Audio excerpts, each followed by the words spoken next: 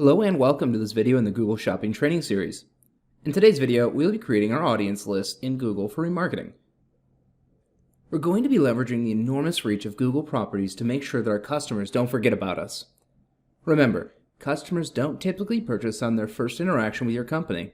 This remarketing campaign will be designed to build more trust with your company and lead to sales when coupled with your existing shopping campaigns.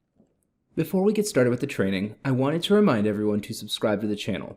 I put out a video every single day to build your knowledge in advertising, marketing, Shopify, and dropshipping. I do this absolutely free of charge. I also host a live call every Thursday night for our Facebook group where I give away a 1-hour consulting call. By subscribing, you're helping this channel reach more people and build out the revenue required to keep producing these videos for you. Thank you so much for clicking through.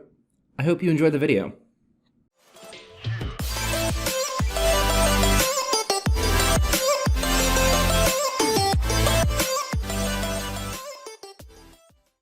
Time to load up our Google Ads Center. Click on the wrench in the top right corner and under Shared Library, click on Audience Manager. You may already have some dynamically created audiences, but we're still going to create our own to ensure that we have everything properly set up. Click on the blue plus icon in the top left. We're only going to be targeting website visitors, but if you use the Google platform for anything else, you have plenty of opportunity to go after your app users or YouTube users as well. Since we're in the shopping training, we'll click on Website Visitors. This audience is going to be for all website visitors, so we're just going to name this All Visitors. The list members are going to be visitors of a page. The visited page will be set to match any rule group, URL, and contains. Then just put your website name without the .com.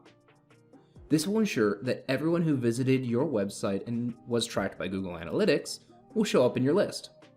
For pre-fill options, do pre-fill the list with people who matched your rules.